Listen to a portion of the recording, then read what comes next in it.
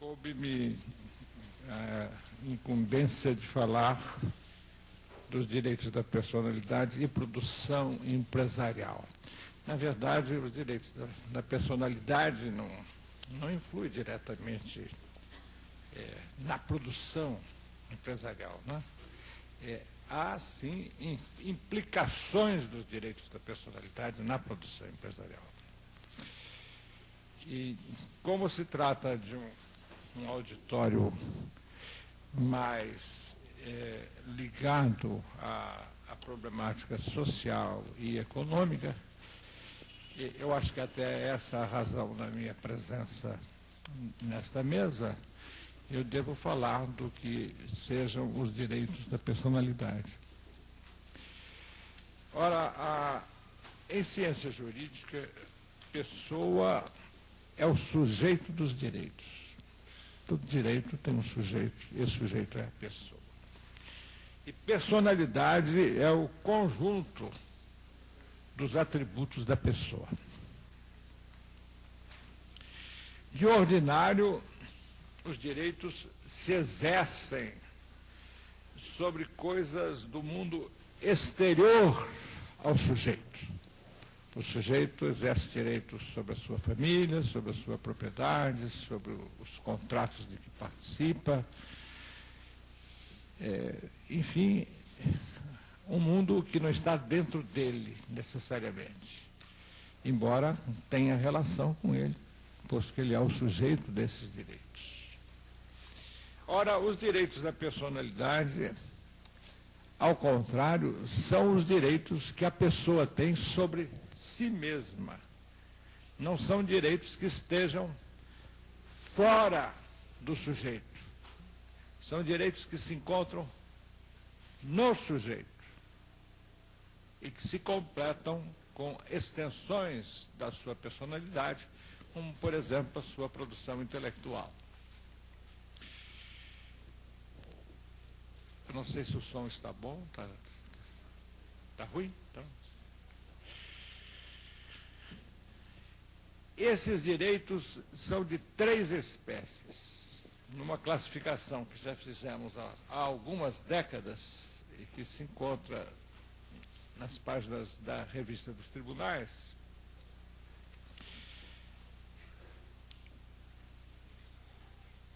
Eles são, inicialmente, os direitos que têm a ver com a integridade material da pessoa.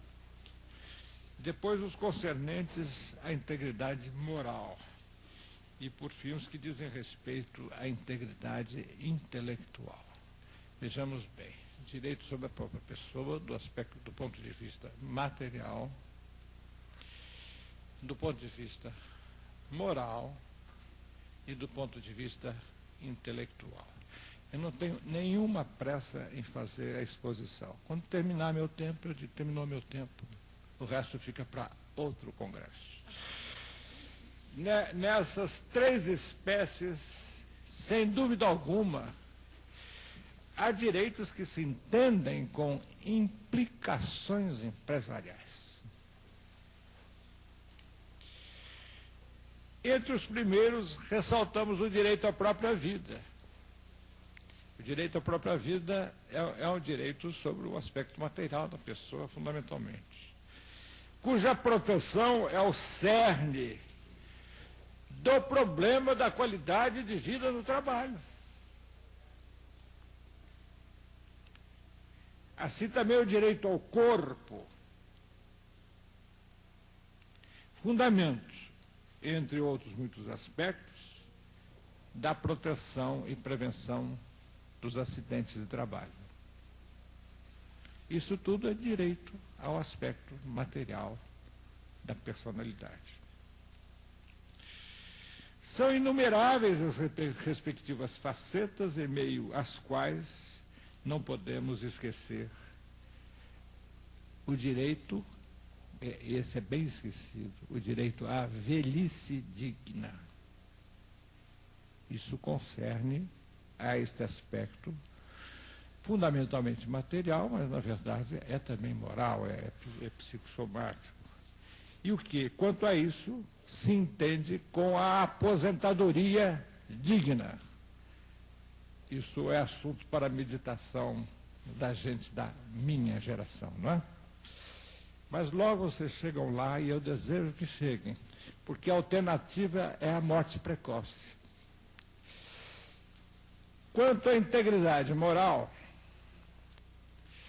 basta citarmos o direito ao recato, o direito que a pessoa tem a ser respeitada na sua boa aparência, na sua conduta, etc., de não ser agredida, né, na sua privacidade, etc.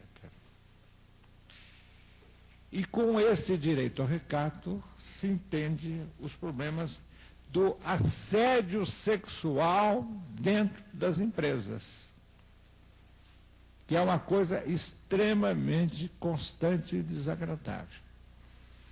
Há chefes de empresas, chefes de seção, que abertamente dizem, olha, se não acontecer tal coisa entre mim e você, você não vai ser promovido. E você vai sentar naquela janelinha lá onde bate sol o dia inteiro, ou naquela outra onde nunca bate sol.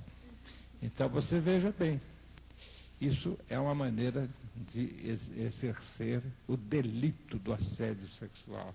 E é uma transgressão da integridade moral do sujeito. Além de perspectivas mais sutis, como o direito à identidade, a maneira de se referir à pessoa no trabalho, os apelidos desagradáveis. A pessoa tem que ser identificada conforme o seu nome vocativo. O nome vocativo é aquele nome que a própria pessoa elege para ser chamado. Uma pessoa pode se recusar a atender quando é chamada por um apelido que lhe seja desagradável. Toda pessoa tem o direito de ser chamada pelo próprio nome ou por aquele nome que ele indique e que seja oriundo do seu nome civil. Mas estas questões assim não são tão amenas, porque com relação ao direito ao nome, existem, como irei falar ao depois, questões muito graves, como o do uso do nome de família para fins industriais, quando o dono da empresa, quando a direção da empresa não tem o direito de usar esse nome para tais fins. Existe uma bebida bastante conhecida no Brasil desde os anos 30, que tem um nome de família, sendo que em razão da morte daquele que deu o nome a essa bebida, fez com que os remanescentes não tivessem o direito à utilização desse nome para fins industriais.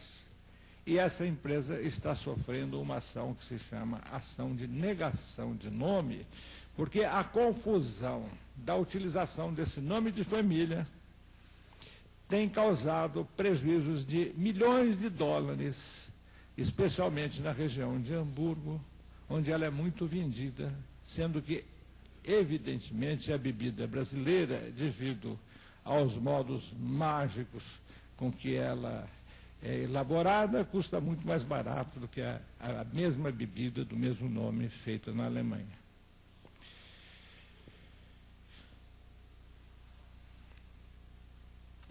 Por fim, no que tange à integridade intelectual, é suficiente lembrarmos o direito de autor e o direito de inventor. Quanto a isso, é relevante tratar, referir um assunto recentíssimo que foi objeto do chamado Acordo TRIPS. Essa aqui é uma sigla do Trade Related Aspects of Intellectual Property Rights.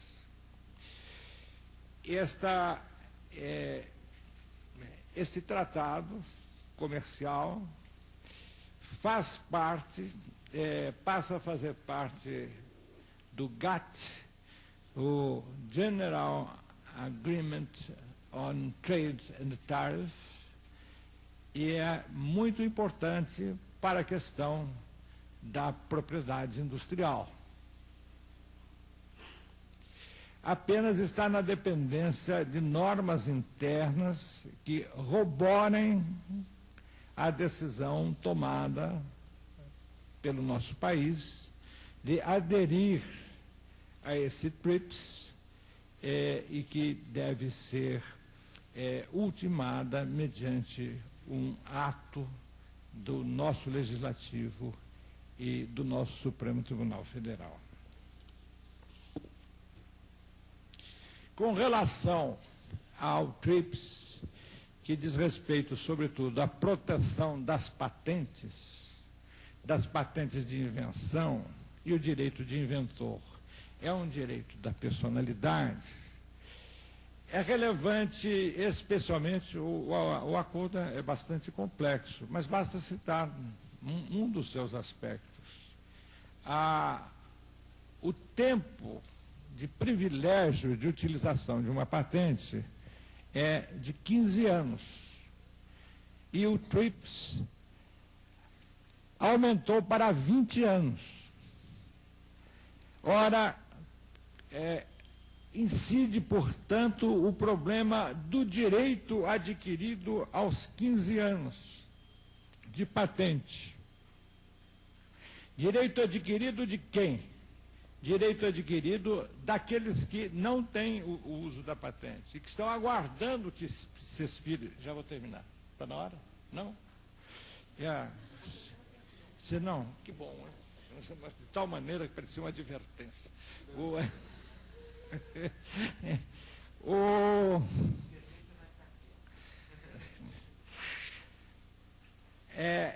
O direito adquirido aí é das pessoas que estão de fora. O direito adquirido de que a patente se expira em 15 anos.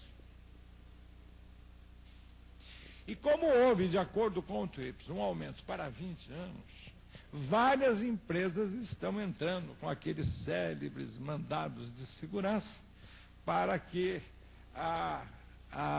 as patentes não se prorroguem, porque eles têm o direito adquirido a que elas mantenham o limite de 15 anos, porque a nova lei não deve atingir os fatos passados.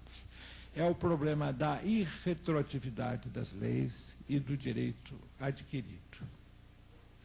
Portanto, como tivemos oportunidade de ver, tanto no que tange à integridade material da pessoa, o direito à vida, o direito ao corpo, a integridade moral, o direito à identidade, o direito ao nome, o direito à utilização do nome, o direito de proibir a utilização indevida ou inadequada ou não permitida do nome.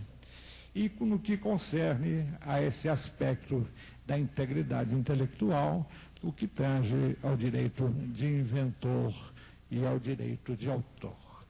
Esses são aspectos que me parecem suficientes para o desenvolvimento, se for no interesse da Casa, de mais esclarecimentos, mesmo porque, com relação ao direito à identidade pessoal, o direito ao nome, a nossa tese de doutor é esta aqui.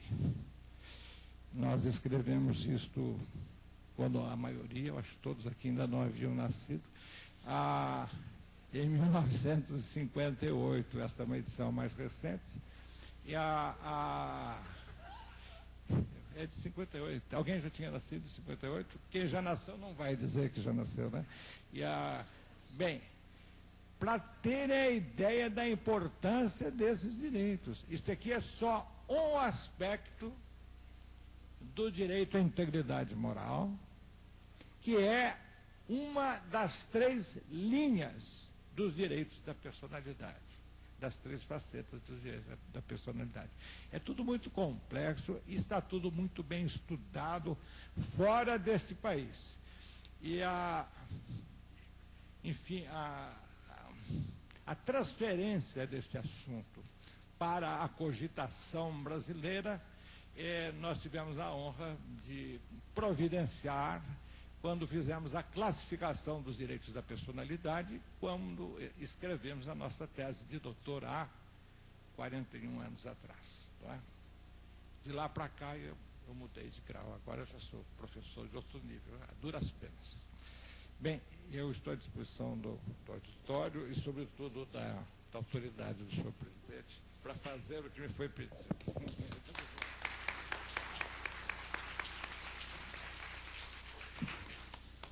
O doutor Rubens Limonge foi aplicadíssimo. Eu tinha reservado um cartazinho que ele ainda tinha 5 minutos. Ele nos resumiu muito bem a questão. É óbvio que, para nós, que tratamos de questões sociais, organizacionais, gerenciais e empresariais, né? Ou seja, questões da coletividade, questões coletivas, evidente que lidar com essas questões há um grande desafio, né? Como é que você evita a anulação do sujeito e do indivíduo e da personalidade, né? O indivíduo e sociedade sempre são complexos que estabelecem relações, e essas relações devem ser buscadas no seu máximo equilíbrio. O professor Rubens Limonge lembrou algo extremamente importante, a importância de afirmar direitos, né? Afirmar direitos, né? Isso significa cidadania, relacionar estas questões com a democracia, na sociedade, no trabalho e entre os sexos. A questão de gênero aparece, no meu modo de ver, que nem num fluxo muito límpido ao tratarmos essas questões. Então é com muita honra que eu passo imediatamente a palavra, antes de fazer minha mediação mais completa, para a professora doutora Helena Hirata, aqui das Ciências Sociais da Universidade de São Paulo, e que há um tempo e com muita competência para quem tem acompanhado seus trabalhos na área de gênero, na área de relações do trabalho, na área do trabalho, tá certo? Reúne todas as competências e realmente é um convite muito adequado para esse nosso segundo encontro de QVT. Muito obrigado, professora doutora Helena, pela sua presença. Eu passo a palavra, então, para a professora Helena, que vai examinar conosco questões internacionais de gênero e trabalho. Bom dia para todos. Eu gostaria de agradecer inicialmente o convite que me foi feito para participar dessa mesa redonda, a Ana Cristina Limonge França. Obrigada pela introdução do professor Arnaldo Nogueira, que conheço já há bastante tempo, mas que fico muito contente de rever. Eu acho que essas conferências, essas mesas redondas, esses colóquios são uma ocasião muito agradável. Primeiro, de encontrar pessoas novas, que não conhecíamos há alguns dias atrás ou algumas horas atrás, e que depois, muitas vezes, ficam na nossa vida, no nosso trabalho, né, durante muito tempo. Acho que vai ser o caso, né, dessa mesa. Eu digo isso porque, na realidade, eu sou professora visitante aqui na USP, no SEBRAP, e sou pesquisadora já há 30 anos na França. Nos últimos 20 anos, trabalhei como pesquisadora regular no Centro Nacional de Pesquisa Científica da França, e estou atualmente, até o fim do ano, fazendo uma pesquisa em 6 fábricas francesas no Brasil, e estou podendo, assim, ver o que é concretamente a qualidade de vida para homens e para mulheres. Como bem observou Arnaldo Nogueira, não há uma equivalência, digamos, entre a vida, o trabalho, as condições de trabalho entre homens e mulheres. Eu enxergo de perto sem óculos, mas não enxergo de longe sem óculos. Então, aproveitei a ouvir a fala do professor Limonge para dar uma olhada na sala e vi que há uma colega, uma amiga de longa data, Ana Bezerra, que está presente, que é de um seminário. Bom, várias pessoas aqui presentes conheço e fico contente que estejam aí para discussão, mas particularmente ela, porque faz muito tempo que não havia, e justamente eu vou começar essa exposição, que são alguns elementos para o debate, porque acho que em 20 minutos a questão de gênero, bom, só dá para apresentar muito rapidamente, e a questão de gênero numa perspectiva internacional já seria demasiado ambicioso pensar que daria para fazer uma exposição sistemática em 20 minutos. Então, eu estou só apresentando alguns elementos para o debate, e eu fico contente da presença dela, porque justamente eu começo com uma citação de um artigo que saiu na revista Travailler, que é uma revista internacional de psicopatologia e de psicodinâmica do trabalho, que se encontra no número 2. Ele é produzido pelo Laboratório de Psicologia do Trabalho do CNAM, do Conservatório Nacional de Artes e Ofícios, onde nós nos conhecemos porque ela fez a sua tese de ergonomia lá, não é? E quando eu falava que esses colóquios são uma ocasião de conhecer pessoas que depois nós continuamos a conviver, eu estava pensando justamente na pessoa que escreveu o artigo com o qual eu começo essa intervenção. Conheci uma moça jovem, que chama Claire Dodana, que na época estava ainda fazendo seu doutoramento, e seu doutoramento era sobre uma mulher japonesa, que se chama Yosano Akiko, ou, se vocês quiserem a maneira ocidental, Akiko Yosano. E Akiko Yosano é uma poeta que nasceu em 1878, que morreu em 1942. Eu acho que ela, na sua vida, resume tudo o que nós teríamos a dizer sobre a qualidade de vida quando nós abordamos de uma perspectiva diferenciando homens e mulheres.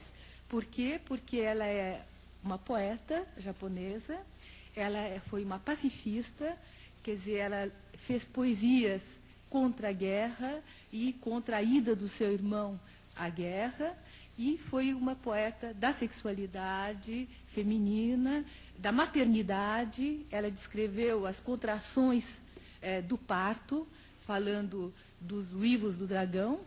Ela fez 11 livros, ela fez 11 filhos e 20 livros.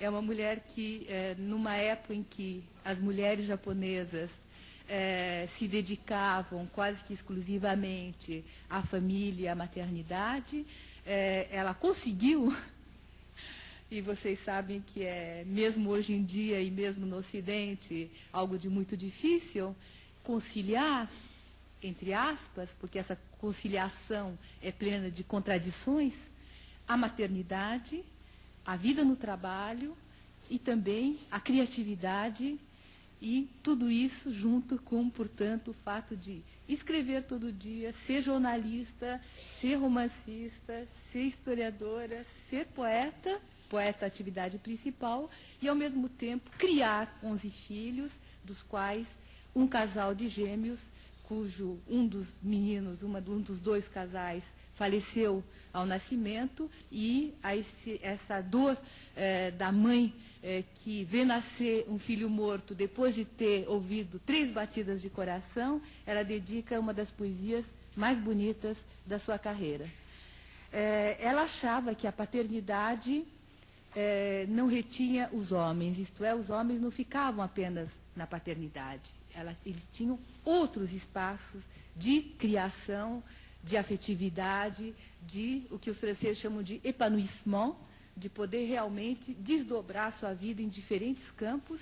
E ela dizia, não deve ser apenas aos homens essa possibilidade de ter algo mais do que a maternidade, e nós devemos ser mães, nós devemos também criar, nós devemos também ter uma atividade de trabalho interessante. Eu acho que a qualidade de vida no trabalho depende fundamentalmente dessa possibilidade de criação, essa possibilidade de autonomia, essa possibilidade de ter prazer no trabalho, e me parece que não é necessariamente o panorama do conjunto das mulheres, porque aí eu acho que há as diferentes categorias sociais, é realmente uma clivagem importante, quando a Yossano Akiko dizia todos devem poder, todas devem poder trabalhar, criar, escrever e não só ter filhos, cuidar da casa e ter amores, porque o amor era algo muito importante na vida dela. Ela me lembra muito, na versão ocidental, a Emma Goldman,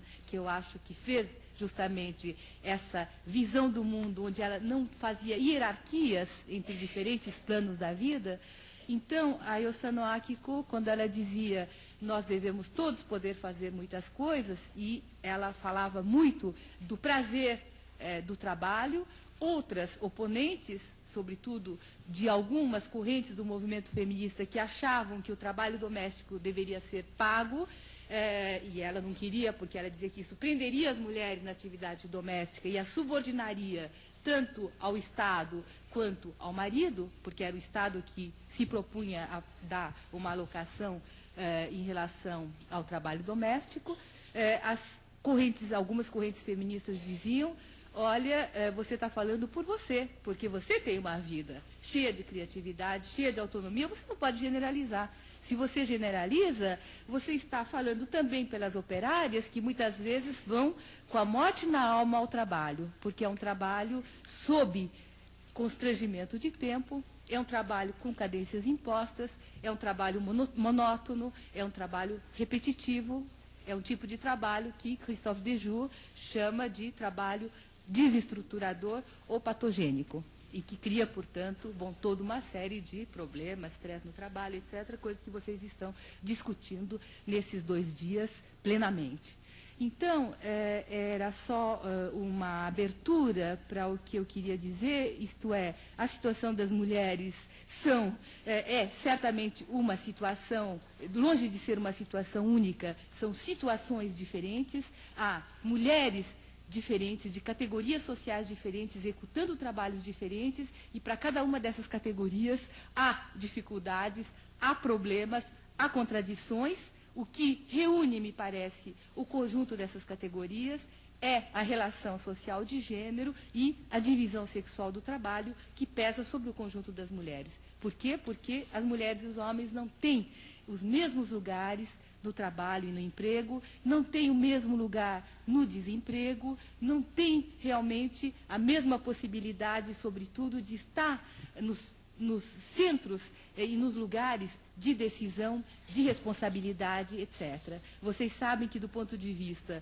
do emprego, as mulheres têm uma enorme participação atualmente. Nos últimos 30 anos houve um ascenso, um aumento da atividade feminina fantástica em todos os países do mundo, quase que sem exceção, ou com pouquíssimas exceções inexpressivas, e pode-se dizer que mesmo no Brasil, onde nós estávamos ao momento, nos anos 70, a 18% da população ativa constituída de mulheres, hoje já está quase que em torno de 50%. No Brasil, na França, essa situação é a mesma, houve um aumento muito grande de participação feminina no emprego, e hoje em dia, na faixa dos 25 a 45 anos, as mulheres ocupam quase que 80%, quase 80% da atividade da mão de obra ativa é constituída de mulheres.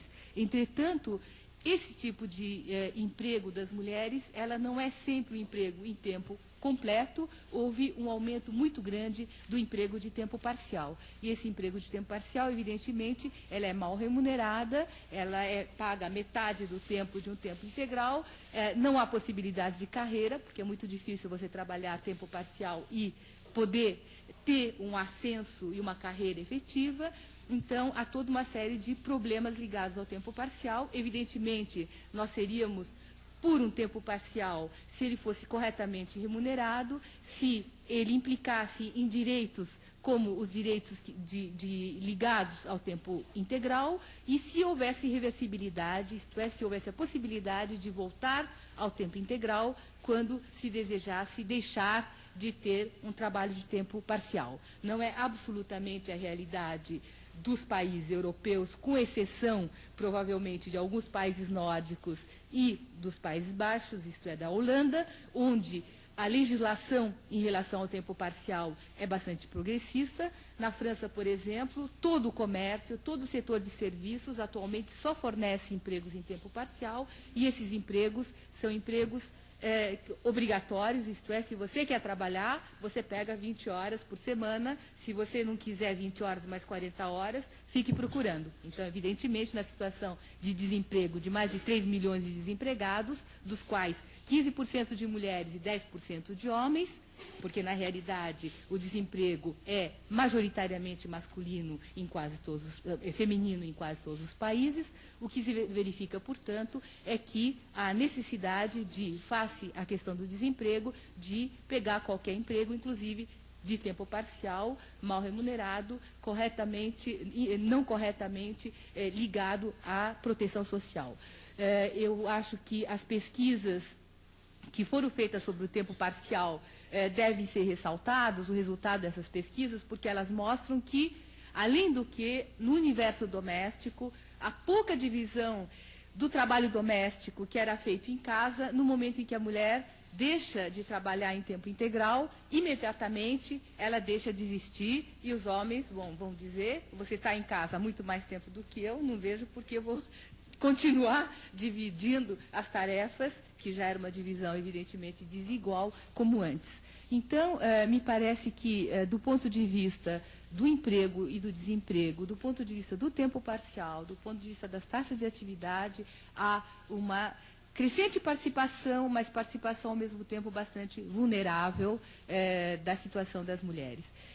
Do ponto de vista dos salários também, o panorama internacional mostra que, no máximo, quer dizer, eu acho que a média nos países desenvolvidos é que as mulheres têm 3/4 do salário masculino para o mesmo tipo de atividades, mesmas profissões, mesmos postos de trabalho. Isso significa o quê? Isso significa que, por exemplo, na França, as mulheres, por exemplo, se os homens ganham 10 mil francos por mês, digamos, as mulheres ganham 7.500 francos por mês, em média, para o mesmo trabalho. No caso do Japão, no caso do Chipre e alguns países, essa diferença é de 50%. Isto é, as mulheres japonesas ganham para o mesmo tipo, um perfil equivalente de trabalho, 50% do que ganham os homens japoneses, isto é, elas ganham, por exemplo, 3.000 ienes, quando os maridos ganham 6.000 ienes, além do que elas deixam de trabalhar no momento em que se casam, porque as normas sociais fazem com que elas devam assumir fundamentalmente o cuidado do marido, o cuidado dos filhos, etc., e, portanto, a carreira delas é totalmente descontínua, o que também explica essa diferença salarial. Em todo caso, me parece uma hipótese fecunda que os estudos de gênero têm mostrado, é que é muito difícil você explicar as diferenças salariais unicamente por relação ao posto de trabalho ou em relação ao tipo de atividades que são exercidas, etc. Eu teria uma hipótese de por que essas desigualdades salariais são tão importantes e, ao mesmo tempo, parecem tão naturais, isto é, tão pouco questionadas. Antes de dar a minha hipótese, vou lhe citar uma pesquisa de uma economista canadense, quer dizer, ela é egípcia, mas ela trabalha no Canadá, e ela fez um estudo sobre as consequências da lei de equidade salarial, que vocês, como podem imaginar, nas soluções a essa situação, é evidentemente um dos aspectos que poderíamos avançar, é essa questão, por que não leis, como já existem, sobre a igualdade profissional, a igualdade ocupacional, né, a questão da equidade entre os sexos, e aí, para analisar as consequências da lei da equidade ocupacional no Canadá, Marie-Thérèse Chichat fez uma pesquisa bastante exaustiva nas diferentes municipalidades do Canadá, e ela chega a essa conclusão, que ela diz: no município do Canadá, o emprego de enfermeira de rede da saúde pública era nitidamente menos remunerado que o de jardineiro. Num outro, do mesmo modo, o emprego de bibliotecária municipal tinha um salário inferior ao dos encarregados da conservação dos gramados. e o das trabalhadoras em creches era menos remunerado que o dos vigilantes dos parques públicos.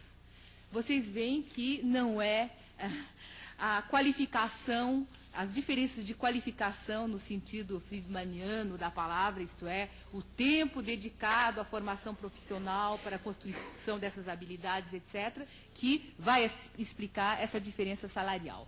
Eu acho que, na medida em que nós, mulheres, fazemos de graça, em casa, um trabalho doméstico que faz grande parte da riqueza da nação e que realmente ajuda bastante no orçamento doméstico, porque se o trabalho doméstico não fosse feito e tudo que é feito em casa, de graça pelas mulheres, fosse comprado fora, desde as comidas até roupa passada, lavada, gestão da casa, etc., certamente o orçamento familiar seria totalmente diferente. Então, me parece que o fato de que o trabalho doméstico seja gratuito faz com que, mesmo um trabalho mal remunerado ou baixamente remunerado, pareça relativamente condizente ou menos questionável do que se a referência não fosse, de alguma maneira, essa gratuidade do trabalho doméstico. E me parece que o trabalho doméstico, essa divisão do trabalho doméstico está realmente no cerne da questão da divisão do trabalho entre os sexos e das diferenças no trabalho, na vida de uns e outros.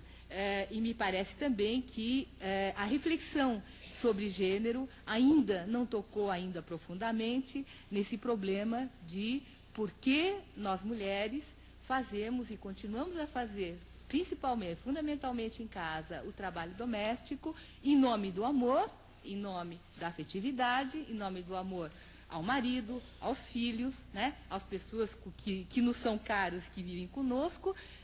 Me parece que isso deve ser realmente um objeto de reflexão, porque me parece que homens e mulheres tenderiam a ganhar, né, chegando a uma conceptualização teórica mais fina dessa questão, porque tudo isso aparece de maneira pouco questionada, bastante naturalizada, como fazendo parte de algo que está aquém da reflexão, além, digamos, dos discursos não profanos, dos discursos eruditos, né, que se fazem sobre a questão do gênero, a questão do trabalho, né, inclusive e mesmo sob uma perspectiva internacional. Terminei os meus 20 minutos, então deixo o resto para o debate.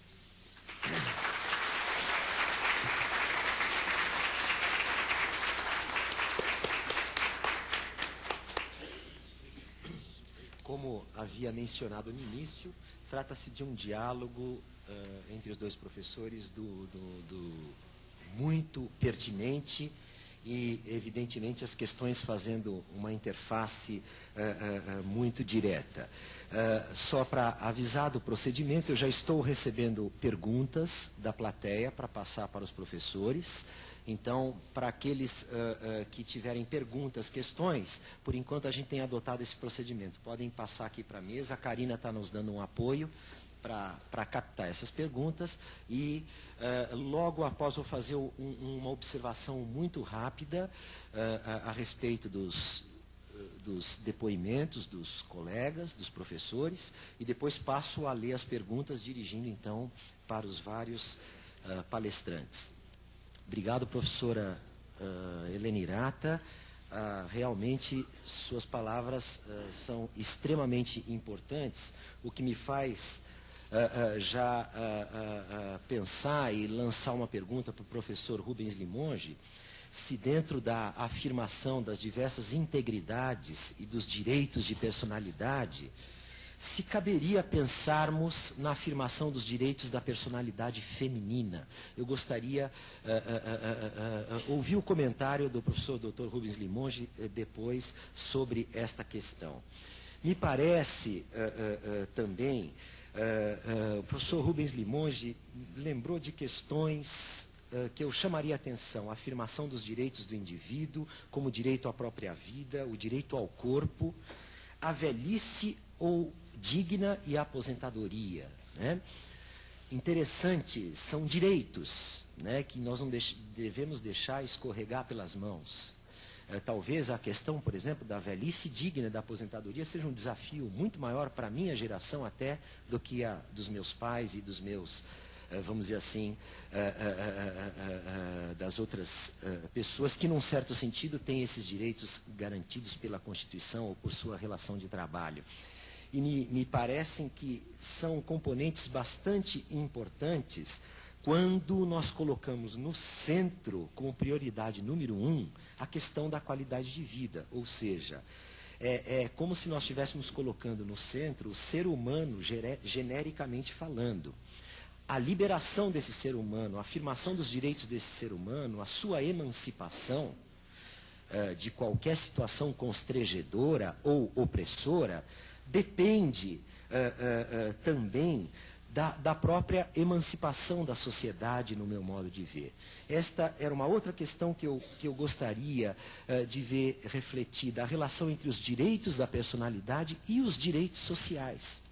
Me parece que tem um link muito importante. Acredito que é muito complicado um indivíduo que estranha o seu ser social, que estranha a sua sociedade. Assim como é muito complicado uma sociedade que torna o indivíduo, seja ele do gênero feminino ou masculino, um ser estranho também. Por essa via, professora Helena, na minha mediação e no meu comentário, aconteceu, eu sei que a sua questão é o gênero e o trabalho na perspectiva internacional, mas você me permite falar daqui mesmo, do Brasil. Chama a atenção uma pequena historinha que aconteceu na semana passada comigo. Eu estava dialogando com uma mulher, com uma pessoa, e ela é uma vendedora, ou seja, uma trabalhadora dos serviços. A explosão do trabalho feminino é enorme. A professora Helena chamou a atenção. Se nós formos observar as estatísticas do mercado de trabalho, realmente há uma explosão enorme da mulher no mercado de trabalho, e a impressão que eu tenho é que a área de serviços é a maior, a captadora dessa nova mão de obra, da mão de obra feminina. Ou seja, ela é uma vendedora, uma trabalhadora de serviços, e me contando sobre o seu trabalho numa mesa de um bar, revelou que para fechar bons negócios no seu ramo, tem passado por humilhantes e condicionais cantadas, o professor Rubens Limonge lembrou desta questão, ou mesmo pelo tão mencionado assédio sexual. Evidentemente, essa mulher, conversando comigo, essa trabalhadora, ao retrucar aos canalhas negativamente, não tem fechado bons negócios nos últimos tempos. Me parece qualidade de vida no independente do trabalho para todos, né? É uma necessidade premente. São ausências dessa nossa sociedade brasileira, ainda muito estranha, ao meu ver. As mulheres que o digam. Bom, com estas observações, eu não vou me estender, professora Irata e professor Rubens Limonge mereceriam muito mais, mas eu tenho aqui um conjunto de questões e eu talvez possa ler o conjunto de questões e depois os professores fariam comentários mais gerais, como vocês preferem. Pode ser? Professor Limonge França, é conhecido o abuso do trabalho infantil no Brasil. O que existe do ponto de vista jurídico para superar tal situação? É melhor? Então tá bom. Não diga. As mais difíceis, acaba não respondendo. Propositalmente. Eu gostaria de ter um texto, porque eu acredito no que eu vejo. O texto. O meu texto? Não, o texto da pergunta. Da pergunta. Ah, tá. Por favor, senhor presidente. Trabalho infantil. É conhecido o abuso do trabalho infantil no Brasil. Não só, não. O que existe do ponto de vista jurídico para superar tal situação. Do ponto de vista jurídico, existe muita coisa. O Código do Menor e do Adolescente, que proíbe, em absoluto, que a personalidade do menor seja desrespeitada, impondo-se-lhe um trabalho desarrazoado ou um simples trabalho quando ele não está em idade de trabalhar. E, por outro lado, para superar tal situação, é um engano bastante brasileiro achar que os problemas todos se resolvem com lei. Não se resolvem com lei, muito menos por medida provisória, viu? Essas medidas provisórias que são eternas, né? Eles deviam promulgar medidas eternas, daí elas seriam provisórias. Se não houver uma conscientização social daquilo que, como professor de direito há meio século, eu acho irrelevante, está nos códigos, sem a conscientização social não adiantam as imposições da lei. O trabalho infantil é proibido. Isso é admitido depois de uma certa idade. A idade básica é 14 anos para o rapaz, 16 anos para a senhorita. Agora, há uma realidade brasileira que está sendo descurada. E há muita demagogia em torno disso. Sobretudo da parte do pessoal que vive nesse mundo mais ou menos nefelibata, né? Nefelibata vive nas nuvens da chamada assistência social radical. Os meus filhos trabalham desde que se conhecem por gente, que diga a doutora Ana Cristina Limões de França. É por isso que ela produz isso tudo aqui, porque ela trabalha desde 4, 5 anos. Então dirão, mas é um pai que é um carrasco, bota as crianças para trabalhar, recém-nascidas, ainda estão chorando, né, com fome, querendo uma madeira, já estão fazendo serviço. Estão. A irmã dela, 1 ano mais velha do que ela, ajudou-me a criar a Ana Cristina. É preciso ver até onde esse trabalho infantil tem de ser proibido. E a partir de onde ele deve ser facilitado.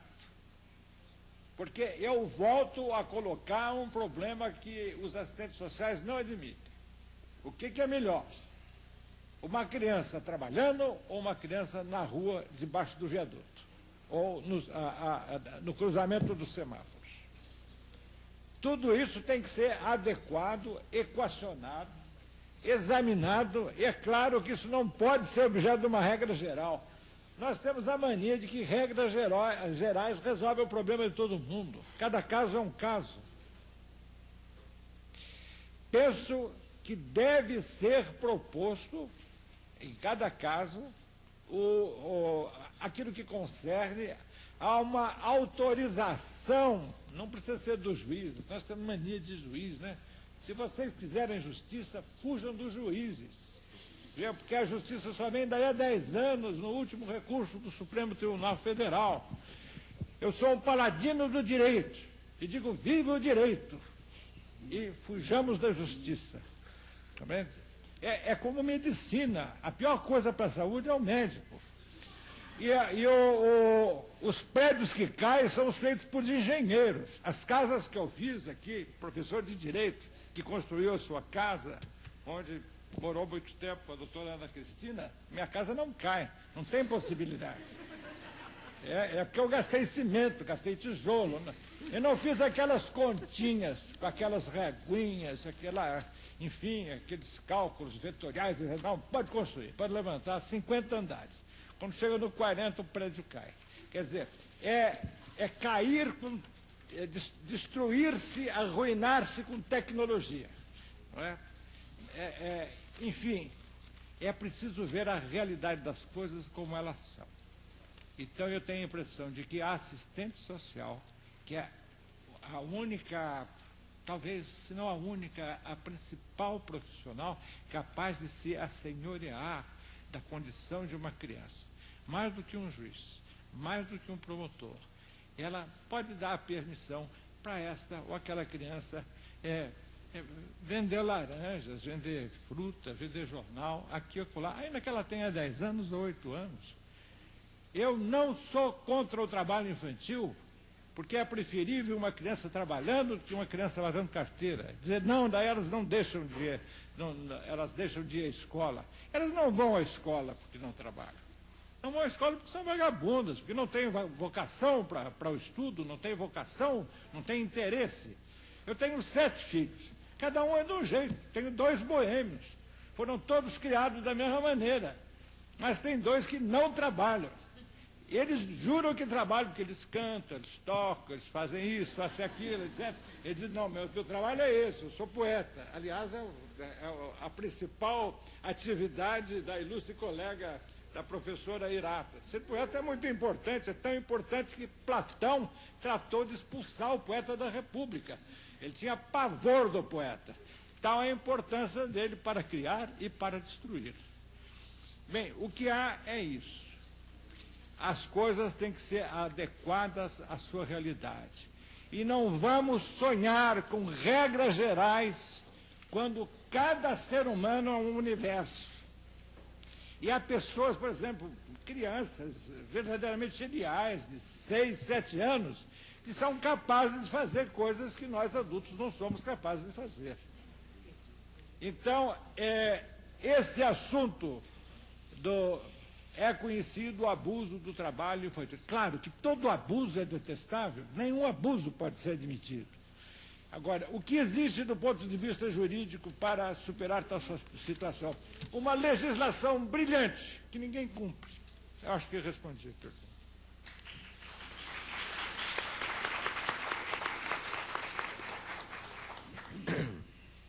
Bom, tem muitas questões também para a professora Helena Irata.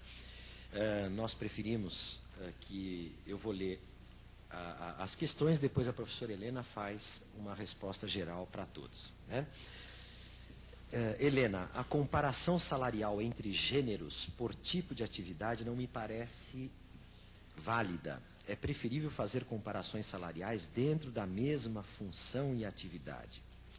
Comparar salários entre mulheres e negros, homens nos Estados Unidos, irá mostrar que, para a mesma função, o gênero feminino sai ganhando. Assim, o mesmo ocorre no Japão, entre mulheres japonesas e homens de etnia coreana. Assim, a questão da raça se sobrepõe à questão do gênero em muitos aspectos. Qual a sua opinião sobre isso? Professor Milton Campanário, USP e PT. Da professora Frida Fischer, a professora Helena Irata. Pesquisas que estamos conduzindo em hospitais mostram que auxiliares de enfermagem perdem a capacidade de trabalho mais precocemente que os homens, exercendo a mesma função no trabalho. Provavelmente as atividades fora do trabalho são importantes fatores contributivos.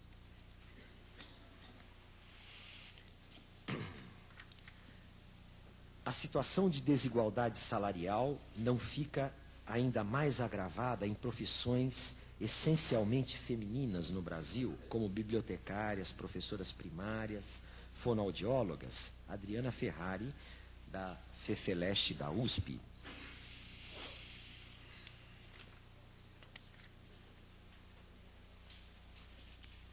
Quanto a essa discrepância da diferença salarial homem e mulher, no direito tem alguma forma de se reclamar diante das leis vigentes no nosso país, Brasil? Pergunta dirigida tanto ao professor Rubens como à professora Helena Irata. Da minha parte, eu prefiro, tenho meu método até não. Então diga. Da pluralidade, né, professora? Antes que as mulheres tomem conta de tudo. Olha, o princípio é constitucional. Trabalho igual, salário igual, é reivindicar. Inclusive é causa de rescisão do contrato de trabalho. A pessoa pode sair do trabalho e exigir indenização por isso. Existe, sim, é a tal coisa, só que ninguém cumpre, né?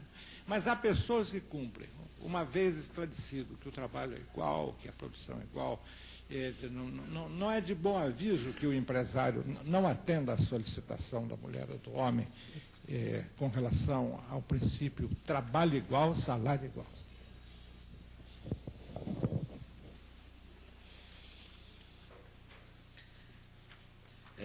Ainda para a professora Helena, gostaria que Helena comentasse o fato do trabalho doméstico não ser reconhecido sob o aspecto social, moral, ou seja, aspectos mais subjetivos que contribuem para a formação da autoestima. Um reconhecimento que poderia contribuir com o aspecto da qualidade de vida do ponto de vista do equilíbrio psíquico. E por último, quanto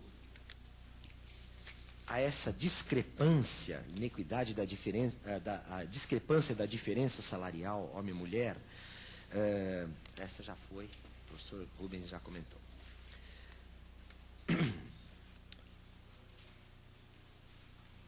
Helenirata, Ana Isabel. Agradeço comentar se, por dados ou observações, já se pode falar em modos de enfrentamento ou resistência a trabalhos desestruturantes, similares entre mulheres de um mesmo país versus de outros países, convergências culturais ou não.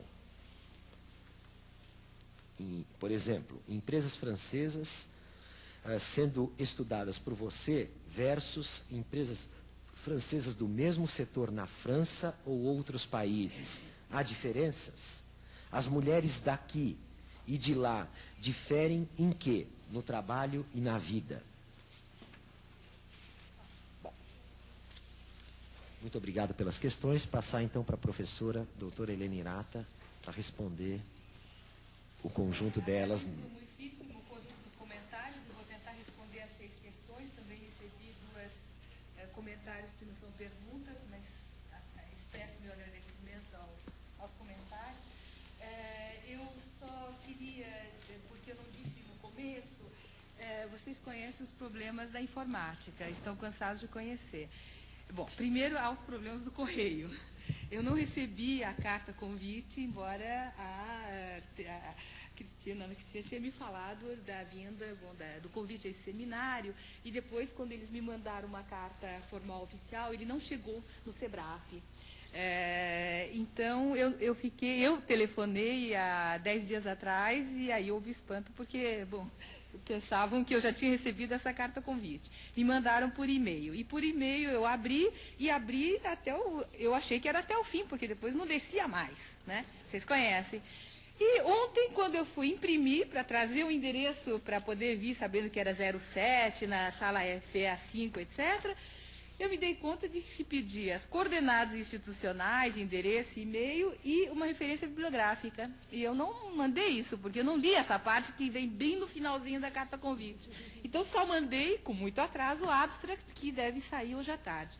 Então, eu estou transmitindo hoje de manhã, porque eu vi isso ontem à noite, uma segunda versão do pequeno abstract, onde há uma série de referências bibliográficas que eu utilizei para essa intervenção e as minhas coordenadas na França e aqui no Brasil. Então, isso já fica para quem quiser olhar. E também trouxe um certo número de... É um conjunto de textos que saíram pelo Clube das Empresas de Rede, são todos que trabalham com rede, isto é, telecomunicações, eletricidade, etc., na França, chama École Normale Supérieure de Postes et Télécommunications. Eles têm um clube que chama Management das Empresas de Rede, é o Clube do Management das Empresas de Rede, onde há pelo menos 2 textos, que eu gostaria que vocês tivessem a referência, não está no meu texto, é o Management e Mundialização e Poder no Feminino, as Mulheres Dirigentes em Empresa, porque eu toquei muito pouco na questão das mulheres em empresa, e esse tem textos das pessoas que eu considero as pesquisadoras mais interessantes. Tem 30 exemplares, eu acho que dá para uma parte das pessoas, né, e depois vocês eventualmente poderiam, né, transmitir para as pessoas que teriam interesse em ter essas referências. Em relação às questões, a primeira questão a relação entre raça e gênero. Claro, eu estou absolutamente de acordo de que a maneira como eu coloquei a questão das diferenças salariais é muito sumária e, sobretudo, eu não me referi concretamente a nenhum tipo de comparação termo a termo que fosse minimamente rigorosa, porque esse tipo de fala impede que a gente faça alguma coisa de extremamente... Eu até tinha trazido algumas transparências, mas eu acho que se eu projetasse as transparências, seria um outro tipo de discurso e com menos tempo, portanto, para esse tipo de relação, digamos, com vocês. Mas me parece, há toda uma série de pesquisas quantitativas, dados que chamamos na França de dados chiffrés, né, com cifras, que mostram em diferentes contextos, inclusive no que foi mencionado na pergunta, que há diferenças que podem ser mais ou menos grandes, dependendo do que a gente vai enfocar, né? Se é um nível hierárquico, se é o tipo de profissão, se é o ramo, etc. E, sobre a questão da raça e do gênero, me parece extremamente importante que a questão seja levantada, porque vocês sabem que a sobreposição, por exemplo, do fato de ser jovem, do fato de ser mulher, do fato de ser negra, por exemplo, sobredetermina e, portanto, torna maior o tipo de exposição à superexploração. A segunda pergunta da Frida, eu vou muito rápido, porque ele já me disse que tem 5 minutos para responder as perguntas. A questão da auxiliar de enfermagem que perde a capacidade mais rápido e, portanto, a hipótese que ela levanta das atividades extra-trabalho como sendo determinantes, eu estou totalmente de acordo com essa hipótese. Fico muito contente de também contar com a Frida Fischer nessa sala, porque eu ia na mesa redonda seguinte, onde ela estava, justamente para ouvi-la. Faz muito tempo que eu não a vejo, mas li as coisas que ela escreveu sobre o metrô, que já deve ser da época do dinossauro, né? Porque ela deve ter feito muitas outras coisas depois. A questão da Adriana Ferrari sobre as diferenças salariais, sim, é verdade que naquelas profissões que são especificamente femininas, eu acho que ele citou pelo menos 2 profissões, né, empregada doméstica e vendedoras, né, vendedoras ambulantes, etc. Foi citado biblioteconomistas, professoras primárias, fonoaudiólogas, são profissões que, evidentemente, como concentram e guetoizam, né, as profissões femininas, as atividades femininas, elas de imediato sofrem o peso dessa majoritariamente, do fato da profissão ser majoritariamente feminina e vocês sabem que são profissões que são extremamente mal pagas e concentram a maior parte, né, das mulheres no Brasil. São essas 3 profissões, as profissionais da saúde, como auxiliar de enfermagem, as profissionais empregadas domésticas e diaristas e as professoras primárias. A questão do direito não vou desenvolver, mas toda uma série de políticas hoje sobre entrada da igualdade, digamos, na equiparação salarial, igualdade de direitos, leis contra o assédio sexual, né? Foi votado na França, foi votado, evidentemente, nos Estados Unidos, já está bastante avançado. Todos os países europeus estão tentando resolver essa questão, mas me parece que essa questão é uma das questões mais difíceis de serem resolvidas, porque justamente na cantada é evidente que nós temos o problema de uma opressão de sexo e de uma exploração de classe, porque, em geral, a cantada é de chefes homens em relação a mulheres que são subordinadas, operários, etc. Também, ao contrário. Bom, essa eu não aceito, mas não dá tempo de... Não, o que eu acho é que a cantada é uma relação... É uma chefonas aí terrível. ...social, é uma relação interindividual, é uma relação intersubjetiva, e uma operária pode ter a ilusão,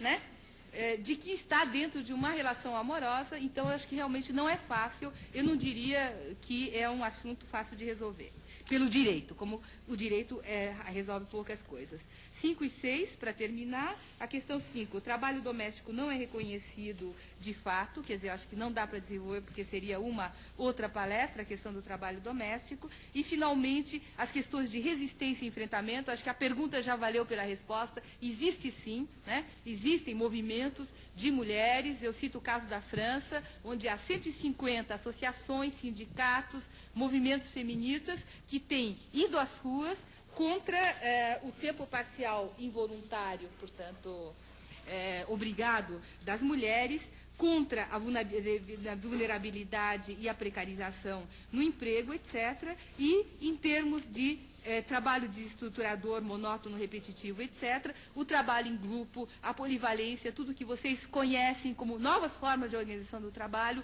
poderiam, em parte, né, resolver ou contornar o problema. O problema é que todos esses trabalhos que exigem autonomia, trabalho em grupo, polivalência, são trabalhos que são masculinos, né? As mulheres, em geral, elas trabalham isoladas, em linha, etc., e têm pouca oportunidade de desenvolver, portanto, essa relação de criatividade no trabalho. Agora, se não houver essa solução, uma solução que pelo menos seja de rotação, né, e uma certa mixidade, uma certa postos de trabalho mistos, o que vai acontecer é que vão continuar proliferando doenças do tipo das lesões por esforços repetitivos, e isso, mesmo as empresas estão vendo que devem solucionar, devem resolver, porque senão haverá um limite, né, um obstáculo real para a continuidade do processo produtivo nas empresas que empregam majoritariamente mulheres. Como eu disse no começo, em tão pouco tempo, grandes temas, grandes professores, grandes pesquisadores. Nós todos aqui na FEA USP, no PROGEP, no segundo encontro, estamos muito honrados com a presença do professor Dr. Rubens Limonge, a quem eu agradeço, e a professora doutora Helena Hirata, sempre. Muito obrigado, gente.